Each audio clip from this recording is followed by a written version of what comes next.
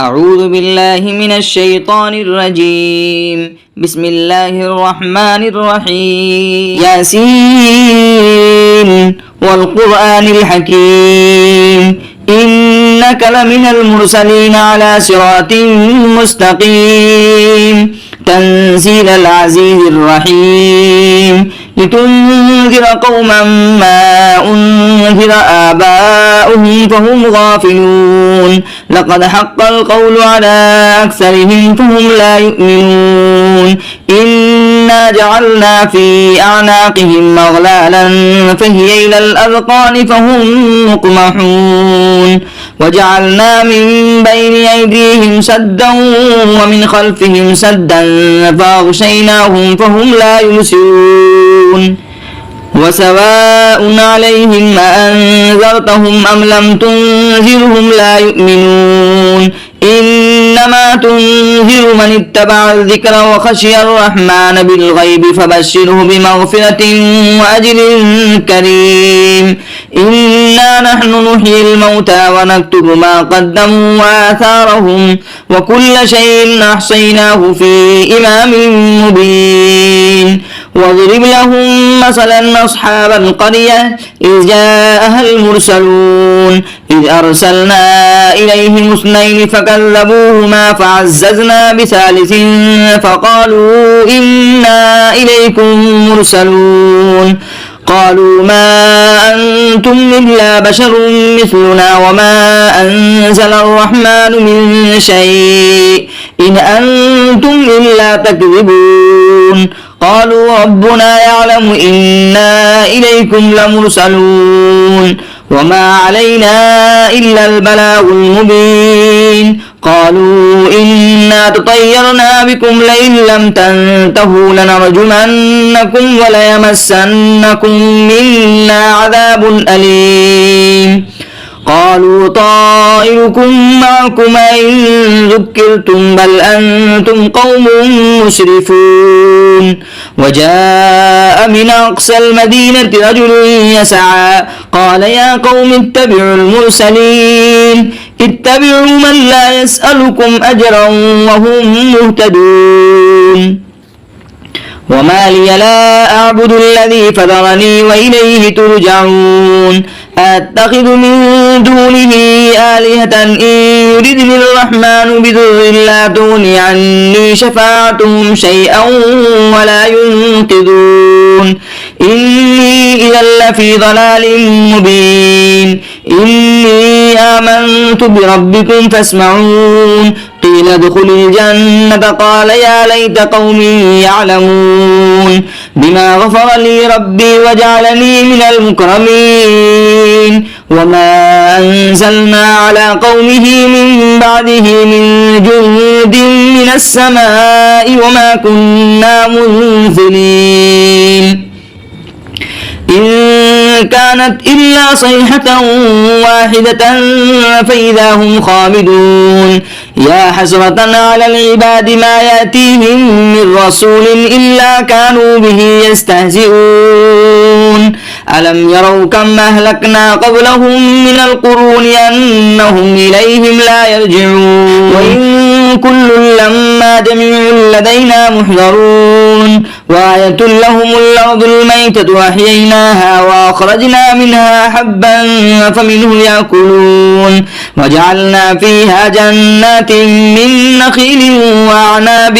وفجرنا فيها من العيون ليأكلوا من ثمره وما عملته أيديهم أفلا يشكرون سبحان الذي خلق الأزواج كلها مما تنبت الأرض ومن أنفسهم ومما لا يعلمون وآية لهم الليل نسلخ منه النهار فإذا هم مظلمون والشمس تجري لمستقر لها ذلك تقدير العزيز العليم والقمر قدرناه منازل حتى عاد كالعرجون القديم لا الشمس ينبغي لها أن تدرك القمر ولا الليل سابق النهار وكل في فلك يسبحون وآية لهم أنا حملنا ذريتهم في الفلك المسحون وخلقنا لهم من مثله ما يركبون وإن نشأ نغرقهم فلا صريخ لهم ولا هم ينقذون إلا رحمة منا ومتاعا إلى حين وإذا قيل لهم اتقوا ما بين أيديكم وما خلفكم لعلكم ترحمون وما تأتيهم من آية من آيات ربهم إلا كانوا عنها معرضين وإذا قيل لهم أنفقوا مما رزقكم الله قال الذين كفروا للذين آمنوا أنطعم من لو يشاء الله أطعمه إن أنتم إلا في ضلال مبين ويقولون متى هذا الوعد إن كنتم صادقين ما ينظرون إلا صيحة واحدة تأخذهم وهم يخصمون فلا يستطيعون توصية ولا إلى أهلهم يرجعون ونفخ في السور فإذا هم من الأجداث إلى ربهم ينسلون قالوا يا ويلنا من بعثنا من مرقدنا هذا ما وعد الرحمن وصدق المرسلون إن كانت إلا صيحة واحدة فإذا هم جميع لدينا محضرون فاليوم لا تظلم نفس شيئا ولا تجزون إلا ما كنتم تعملون إن أصحاب الجنة اليوم في شغل فاكهون هم وأزواجهم في ظلال على الأرائك متكئون لهم فيها فاكهة ولهم ما يدعون سلام قولا من رب رحيم وامتازوا اليوم أيها المجرمون ألم عاهد إليكم يا بني آدم ألا تعبدوا الشيطان إنه لكم عدو مبين وأن اعبدوني هذا صراط مستقيم ولقد أضل منكم جبلا كثيرا فلم تكونوا تعقلون هذه جهنم التي كنتم توعدون اصلوها اليوم بما كنتم تكفرون اليوم نختم على أفواههم وتكلمنا أيديهم وتشهد أرجلهم بما كانوا يكسبون ولو نشاء لطمسنا على أعينهم فاستبقوا الصراط فأنى يبصرون ولو نشاء لمسخناهم على مكانتهم فما استطاعوا مضيا ولا يرجعون ومن نعمره ننكسه في الخلق أفلا يعقلون وما علمناه الشعر وما ينبغي له إن هو إلا ذكر وقرآن مبين لينذر من كان حيا ويحق القول على الكافرين أولم يروا أنا خلقنا لهم مما عملت أيدينا أنعاما فهم لها مالكون وظللناها لهم فمنها ركوبهم ومنها يأكلون ولهم فيها منافع ومشارب أفلا يشكرون واتخذوا من دون الله آلهة لعلهم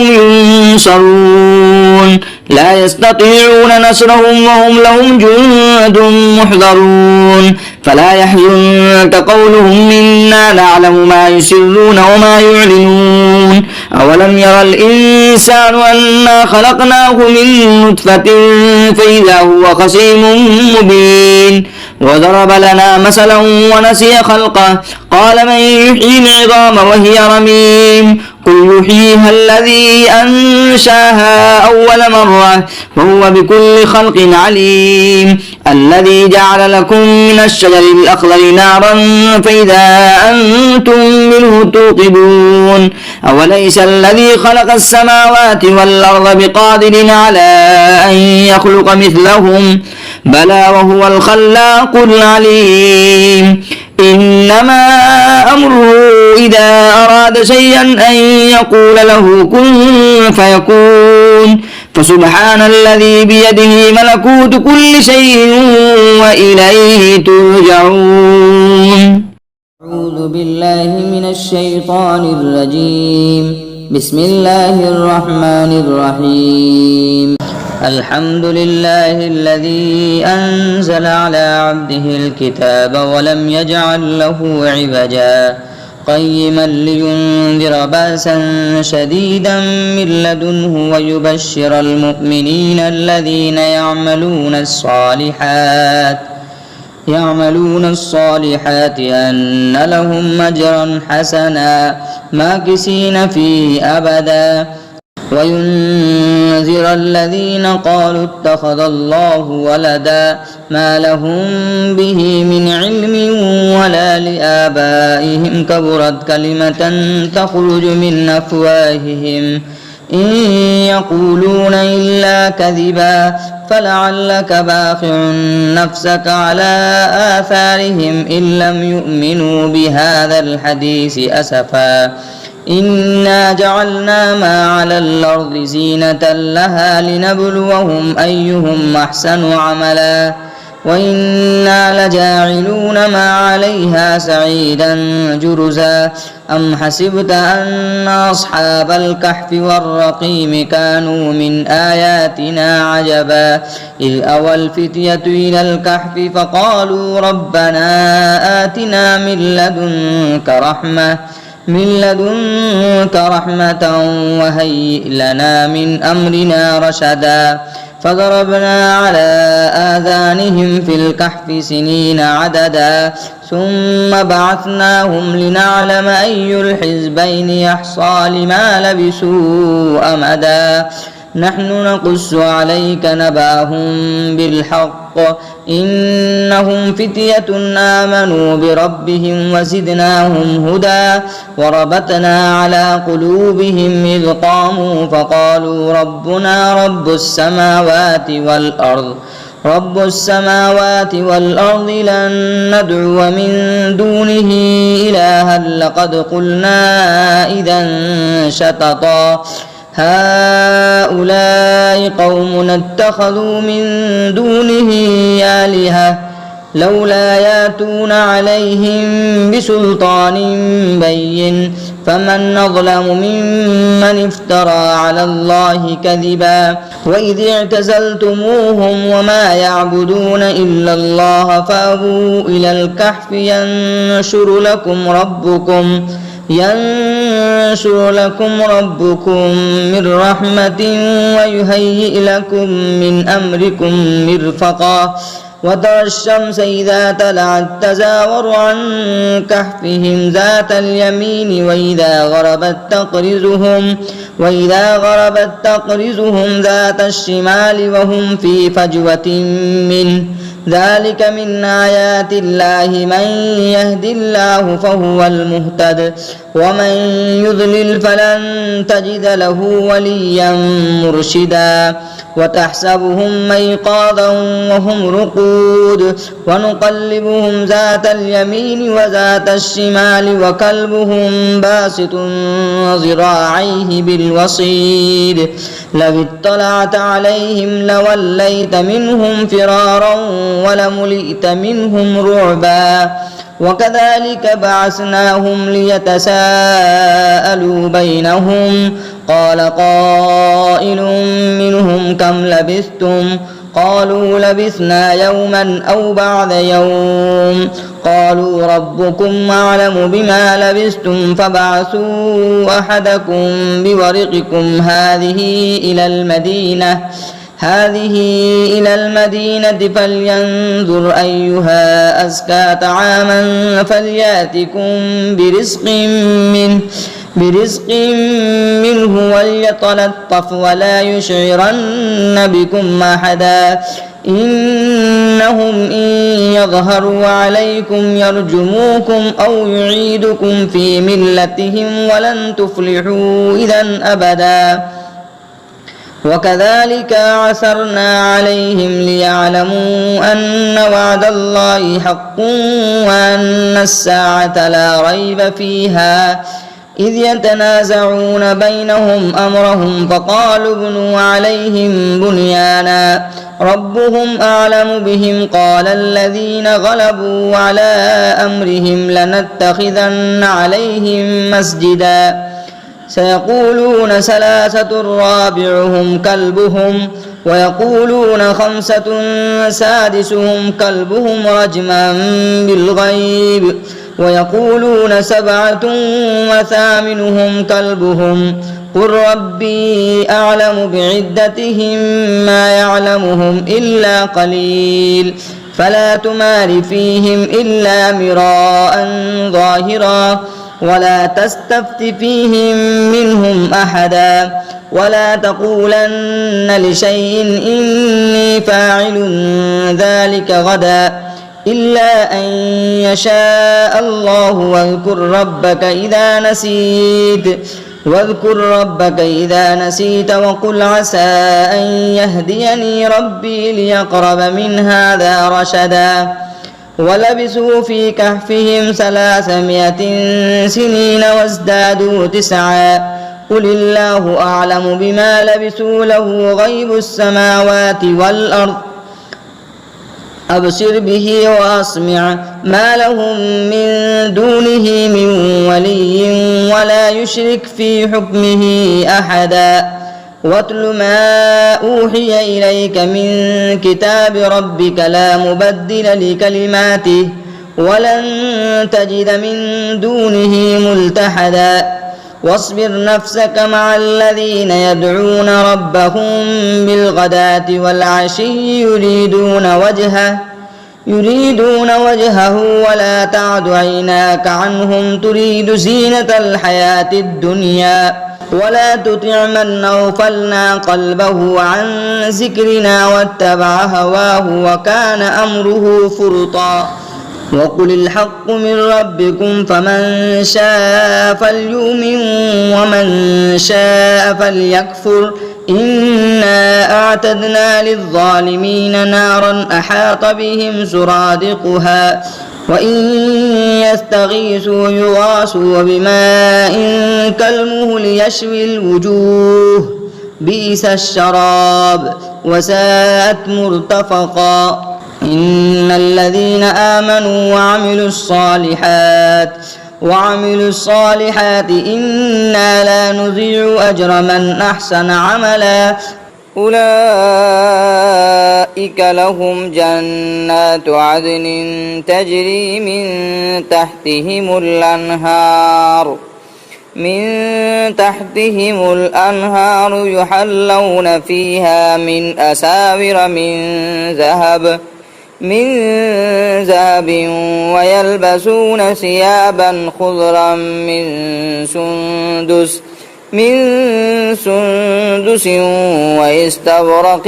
متكئين فيها على الأرائك نعم الثواب وحسنت مرتفقا واضرب لهم مثل الرجلين جعلنا لأحدهما جنتين من أعناب وحففناهما بنخل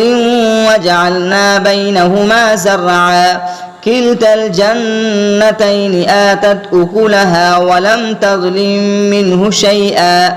وفجرنا خلالهما نهرا وكان له ثمر فقال لصاحبه وهو يحاوره أنا أكثر منك مالا وأعز نفرا ودخل جنته وهو ظالم لنفسه قال ما أظن أن تبيد هذه أبدا وما أظن الساعة قائمة ولئن رددت إلى ربي لأجدن خيرا منها منقلبا قال له صاحبه وهو يحاوره وكفرت بالذي خلقك من تراب ثم من نطفة ثم سواك رجلا لكن هو الله ربي ولا أشرك بربي أحدا ولولا إذ دخلت جنتك قلت ما شاء الله لا قوة إلا بالله إن ترني أنا أقل منك مالا وولدا فعسى ربي أن يؤتيني خيرا من جنتك ويرسل عليها حسبانا من السماء فتصبح سعيدا زلقا أو يصبح ماؤها غورا فلن تستطيع له طلبا وأحيط بثمره فأصبح يقلب كفيه على ما أنفق فيها وهي خاوية على عروشها ويقول يا ليتني لم أشرك بربي أحدا ولم تكن له فئة ينصرونه من دون الله وما كان منتصرا هنالك الولاية لله الحق هو خير ثوابا وخير عقبا واضرب لهم مثل الحياة الدنيا كماء إن أنزلناه من السماء فاختلط به نبات الأرض فأصبح حسيما تذروه الرياح وكان الله على كل شيء مقتدرا المال والبنون زينة الحياة الدنيا والباقيات الصالحات خير عند ربك ثوابا وخير أملا ويوم نسير الجبال وترى الأرض بارزة وحشرناهم فلم نغادر منهم أحدا وعرضوا على ربك صفا لقد جئتمونا كما خلقناكم أول مرة بل زعمتم أن لن نجعل لكم موعدا ووضع الكتاب فترى المجرمين مشفقين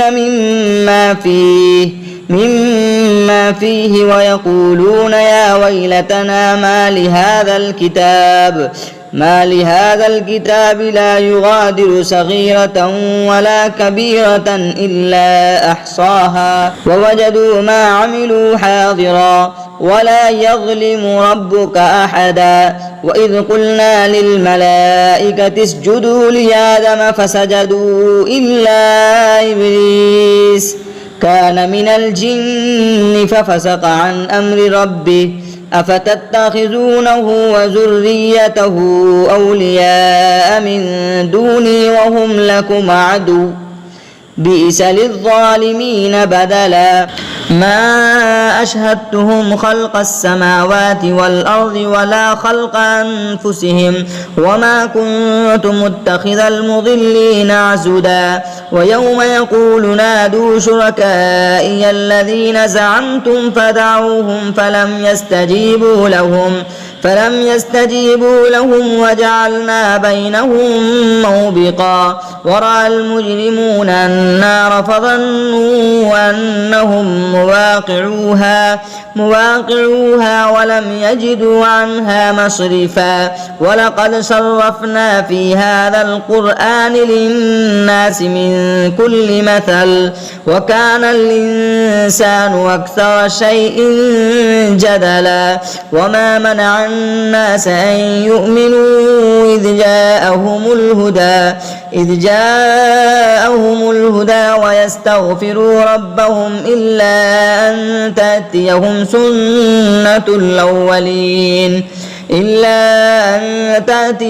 سنة الأولين أو يأتيهم عذاب قبلا وما نرسل المرسلين إلا مبشرين ومنذرين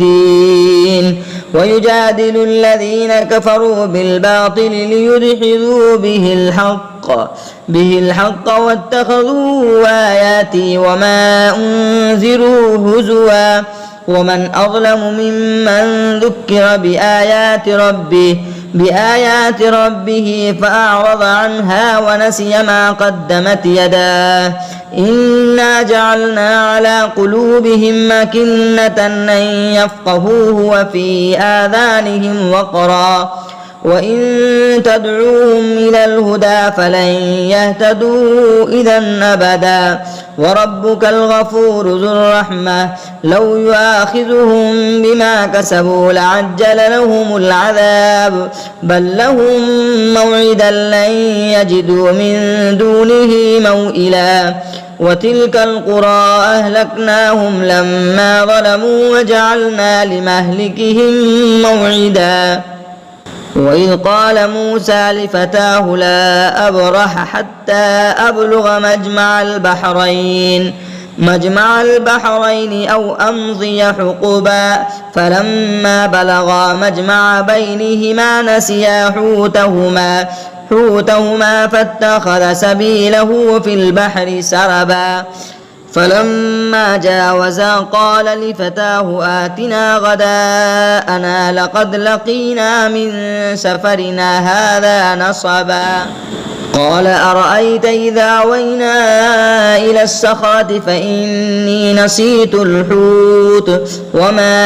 أنسانيه إلا الشيطان أن أذكره واتخذ سبيله في البحر عجبا قال ذلك ما كنا نبغي فارتد على آثارهما قصصا فوجدا عبدا من عبادنا آتيناه رحمة من عندنا وعلمناه من لدنا علما قال له موسى هل أتبعك على أن تعلمني مما علمت رشدا قال إنك لن تستطيع معي صبرا وكيف تصبر على ما لم تحط به خبرا قال ستجدني إن شاء الله صابرا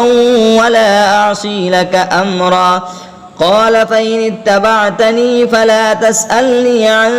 شيء حتى أحدث لك منه ذكرا فانطلقا حتى إذا ركبا في السفينة خرقها قال خرقتها لتغرق أهلها لقد جئت شيئا إمرا قال لم أقل إنك لن تستطيع معي صبرا قال لا تؤاخذني بما نسيت ولا ترهقني من أمري عسرا فانطلقا حتى إذا لقيا غلاما فقتله قال أقتلت نفسا زكية بغير نفس لقد جئت شيئا نكرا قال لم أقل لك إنك لن تستطيع معي صبرا قال إن سألتك عن شيء بعدها فلا تصاحبني قد بلغت من لدني عذرا فانطلقا حتى إذا أتيا أهل قرية استطعما أهلها فأبوا أن يضيفوهما فوجدا فيها جدارا يريد أن ينقض فأقامه قال لو شئت لاتخذت عليه أجرا قال هذا فراق بيني وبينك سأنبئك بتأويل ما لم تستطع عليه صبرا أما السفينة فكانت لمساكين يعملون في البحر فأردت أن أعيبها وكان وراءهم ملك يأخذ كل سفينة غصبا وأما الغلام فكان أبواه مؤمنين فخشينا أن يرهقهما طغيانا وكفرا فأردنا أن يبدلهما ربهما خيرا منه زكاة وأقرب رحما وأما الجدار فكان لغلامين يتيمين في المدينة وكان تحته كنز لهما وكان أبوهما صالحا فأراد ربك أن يبلغا أشدهما ويستخرجا كنزهما رحمة من ربك وما فعلته عن أمري ذلك تأويل ما لم تستطع عليه صبرا ويسألونك عن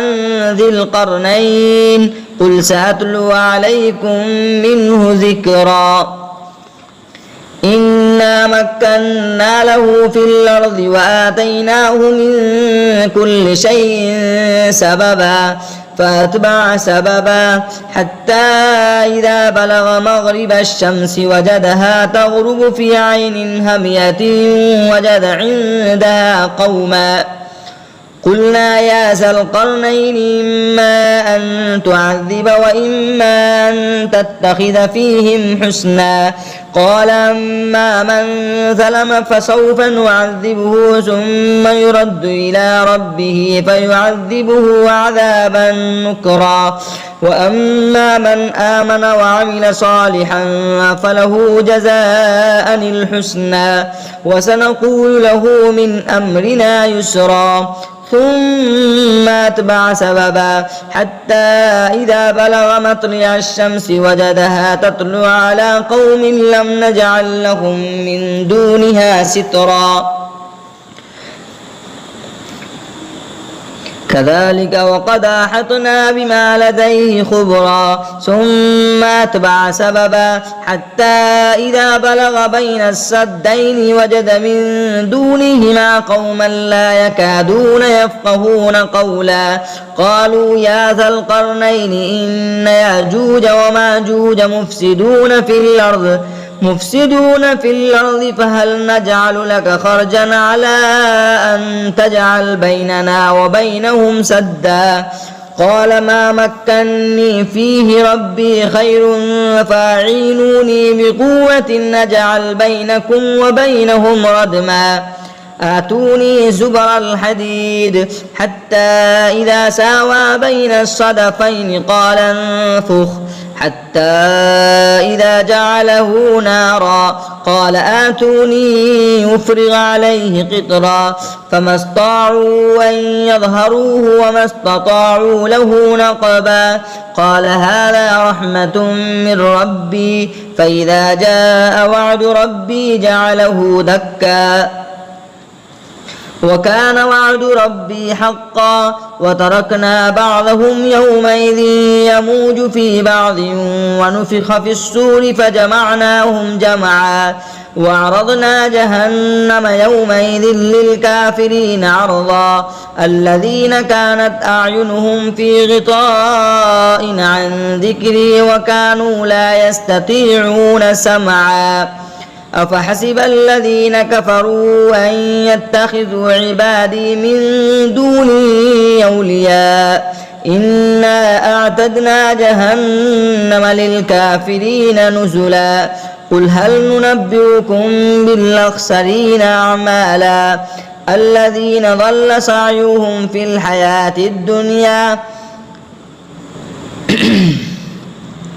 الذين ضل سعيهم في الحياة الدنيا وهم يحسبون أنهم يحسنون صنعا أولئك الذين كفروا بآيات ربهم ولقائه فحبطت أعمالهم فلا نقيم لهم يوم القيامة وزنا